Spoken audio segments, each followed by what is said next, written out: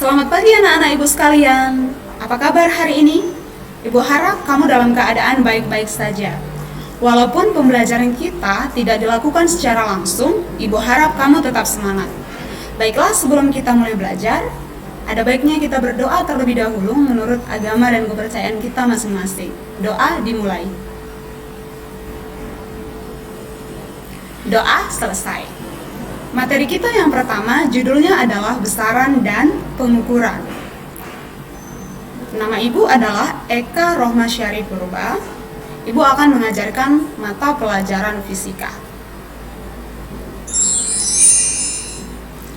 Kompetensi dasar pada bab 1 ada 2 yang harus kita capai, yaitu 31 dan 41. 31 secara teori dan 41 secara praktik.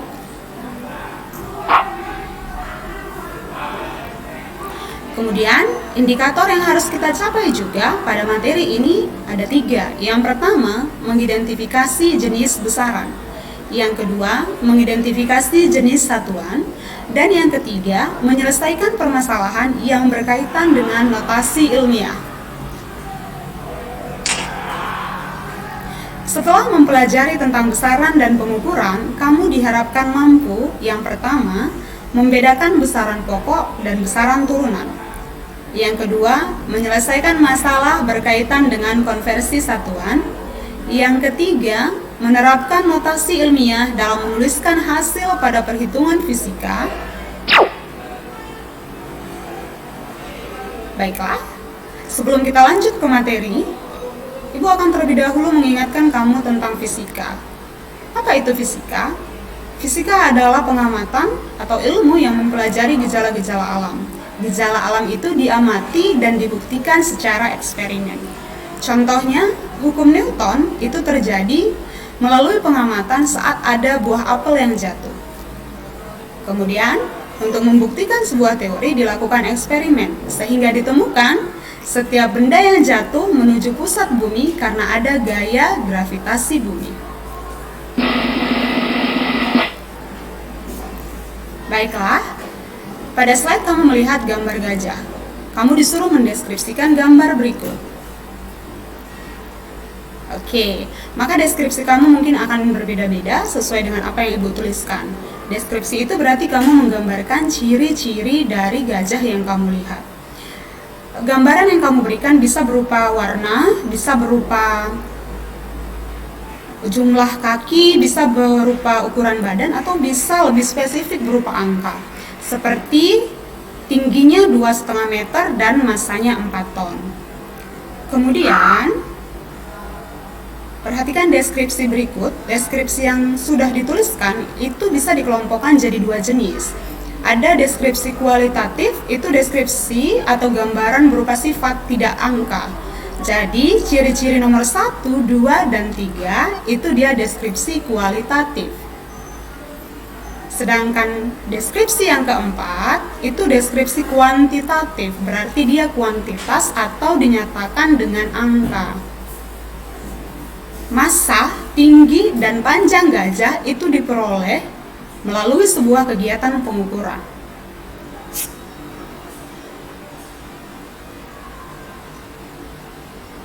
Besaran itu bisa kita bedakan berdasarkan deskripsinya tadi. Kalau dia kuantitatif, berarti dia disebut sebagai besaran fisis. Kalau dia kualitatif, dia disebut sebagai besaran non-fisis. Besaran fisis itu besaran yang bisa diukur. Besaran non-fisis itu besaran yang tidak bisa diukur karena tidak ada alat ukurnya. Contohnya, itu sifat atau tingkat kecantikan. Misalkan ada pernyataan Mira lebih cantik dari Dina, itu besaran non-fisis karena tidak bisa diukur dan tidak ada alat ukurnya. Maka di dalam fisika, besaran adalah segala sesuatu yang dapat diukur, besarnya dinyatakan dengan angka dan memiliki satuan. Jadi ingat ada 3 syarat besaran di dalam fisika. Pertama dapat diukur, kedua dinyatakan dengan angka, ketiga memiliki satuan. Baiklah, kita lanjut ke slide berikutnya. Apa itu satuan? Satuan itu segala sesuatu yang digunakan menggambarkan besaran. Biasanya, di dalam fisika, setiap besaran itu pasti memiliki satuan. Contoh, massa satuannya kilogram, panjang satuannya meter. Nah, selain satuan, fisika juga ada yang disebut sebagai dimensi. Misalkan dimensi sebuah besaran itu bersinonim dengan kelas atau kelompok. Jadi, misalkan panjang meja, lebar sungai, tinggi menara itu punya alat ukur yang sama. Panjang, lebar, tinggi, satuannya meter. Alat ukurnya bisa sama. Contoh kita menggunakan mistar. Karena alat ukurnya dan satuannya sama, maka dimensinya sama. Kemudian besaran fisis, tadi besaran yang bisa diukur, bisa kita bedakan menjadi dua berdasarkan satuannya. Yang pertama disebut sebagai besaran pokok, yaitu besaran yang tidak diturunkan dari besaran lain. Dia juga besaran yang sudah ditentukan terlebih dahulu. Yang kedua adalah besaran turunan. Besaran turunan adalah besaran yang diturunkan dari besaran pokok. Oke. Ada berapa ya jumlah besaran pokok? Besaran pokok jumlahnya ada 7. Sudah ditetapkan dan diakui secara internasional. Ini dia 7 besaran pokok yang akan kita pelajari dan kita gunakan pada bab selanjutnya. Ada panjang, massa, waktu, arus listrik, temperatur, intensitas cahaya, dan jumlah jam. Kemudian, ini adalah besaran turunan. Besaran turunan adalah besaran yang diturunkan dari besaran pokok dan jumlahnya banyak.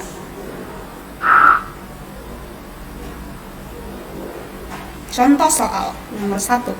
Perhatikan pernyataan berikut dan tentukanlah yang menjadi besaran dan satuannya. Pernyataan pertama, tinggi badan Mira 170 cm. Maka yang menjadi besaran adalah tinggi, karena tinggi yang bisa diukur. Yang menjadi satuan adalah sentimeter. Pernyataan kedua, jarak rumahku ke sekolah 0,8 meter. Maka yang menjadi besarannya adalah jarak, karena di situ yang bisa diukur adalah jarak. Sementara yang menjadi satuannya adalah kilometer.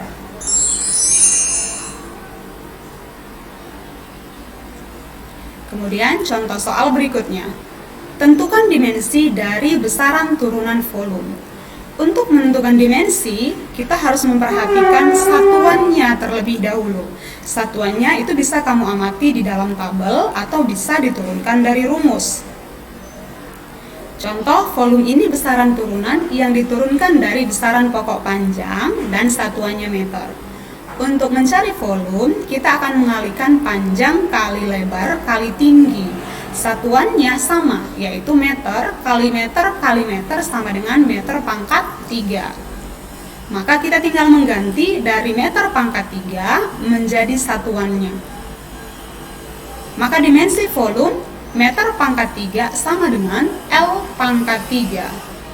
L itu adalah dimensi dari meter dan dituliskan dalam huruf besar. Kemudian dalam menuliskan dimensi itu digunakan tanda kurung kotak. Satuan dibedakan menjadi dua. Ada yang disebut satuan baku, ada yang disebut satuan tidak baku. Satuan baku itu adalah satuan yang diakui. Contoh ketika kita mengukur dengan menggunakan mistar. Sedangkan satuan tidak baku, satuan yang belum diakui. Contoh ketika kita mengukur benda menggunakan jengkal tangan kita, hasil yang digunakan, hasil yang dihasilkan, hasil ukurnya itu bisa berbeda-beda.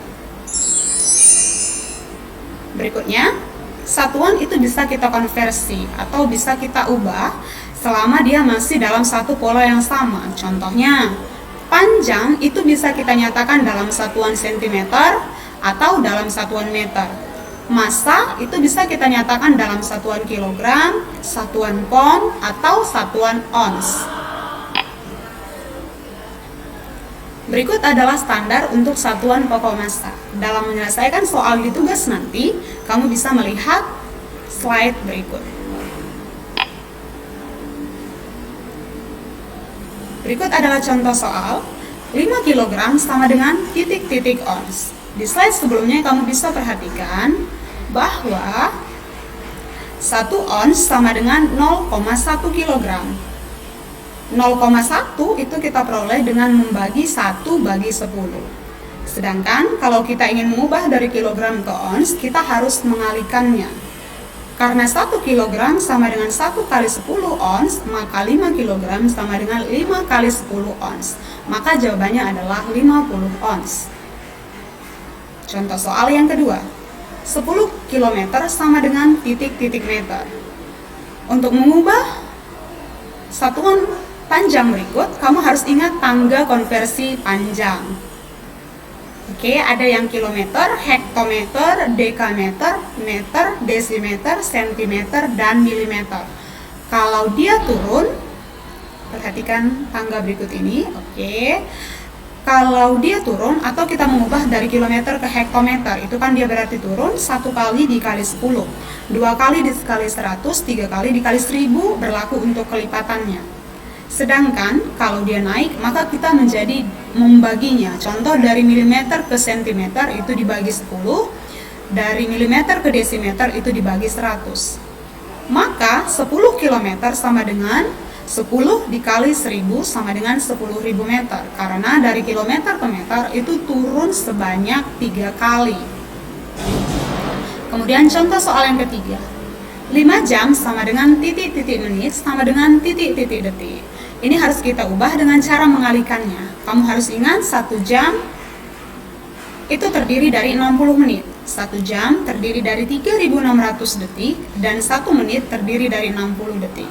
Maka 5 jam sama dengan 5 kali 60 menit sama dengan 5 kali 3.600 detik. Maka hasilnya 5 jam sama dengan 300 menit dan sama dengan 18.000 detik. Oke, soal yang keempat. 54 km per jam sama dengan titik-titik meter per sekon. Ingat, tadi di tangga konversi kilometer ke meter itu turun sebanyak 3 kali, maka dia kita kali 1000. 54 dikali 1000 sama dengan 54.000 dibagi 3.600. 3.600 itu asalnya dari, karena 1 jam kita ubah ke sekon, maka dia jadi 3.600 sekon. 54.000 dibagi 3.600 sama dengan 15 meter per sekon.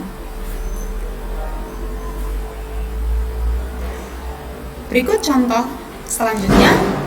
3 ton tambah 4 kg tambah 10 ons sama dengan titik-titik kilogram. Maka ketiga satuan kita samakan menjadi kilogram. 3 ton tambah 4 kg tambah 10 ons. Dari ton ke kilogram kita kali 1000, 4 kilo tidak perlu diubah, 10 ons ke kilogram kita bagi 10.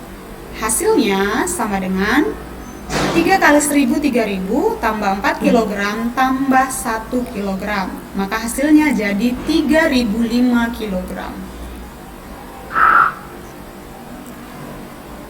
Materi berikutnya tentang notasi ilmiah.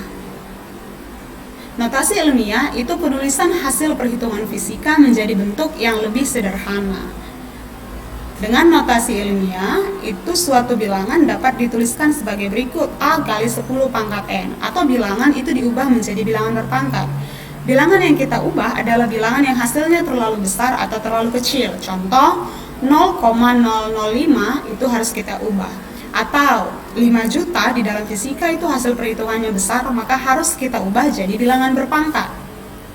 Berikut adalah contoh bilangan berpangkat: 6 kali 10 pangkat minus 10.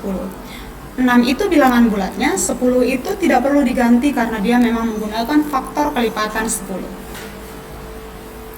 Contoh soal, perbaikilah penulisan hasil perhitungan berikut sesuai dengan aturan notasi ilmiah. Nomor 1, 0,06 meter sama dengan titik-titik.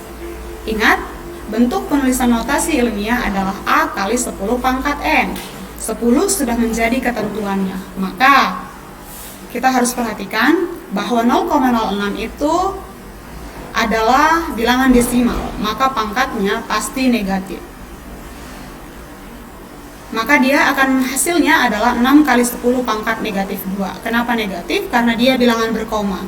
Kenapa pangkat 2? Karena ada 2 angka di belakang koma, angka 0 dan angka 6. Ingat, saat kita mengubah bilangan desimal menjadi bilangan berpangkat, pangkatnya selalu negatif.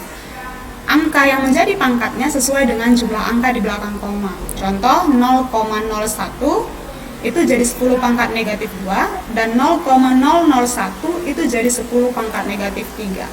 Negatif karena bilangan berkoma, 3 karena 3 angka di belakang koma. Oke, berikutnya juga untuk nomor 2, contohnya sama. Dia menjadi 89 kali 10 pangkat negatif 5. Negatif 5 karena dia bilangan desimal dan 5 angka di belakang koma. Contoh yang ketiga, itu juga sama, dia menjadi 57 kali 10 pangkat negatif 11. 57 itu bilangan bulatnya dan negatif 11 karena 11 angka di belakang koma. Untuk soal nomor 4 dan nomor 5, itu dia merupakan bilangan bulat karena tidak ada tanda komanya. Tuliskan terlebih dahulu angka yang bukan 0. Contoh itu 1 di nomor 4 dan kali 10 pangkat 9 karena terdiri dari 9 angka 0. Untuk soal nomor 5, dia bilangan bulatnya 51 kali 10 pangkat 16. Jangan lupa ya untuk selalu menuliskan satuannya. Baiklah, materi pertemuan berikutnya adalah pengukuran dan cara membaca hasil ukur. Sebelum kita lanjut materi berikutnya, kamu harus baca terlebih dahulu bukumu agar kita dapat lebih mudah memahami. Jangan lupa untuk mengerjakan tugas yang sudah Ibu berikan. Baiklah, sebelum mengakhiri pembelajaran, kita berdoa terlebih dahulu menurut agama kepercayaan kita masing-masing. Doa dimulai. Doa selesai. Sampai jumpa pertemuan berikutnya.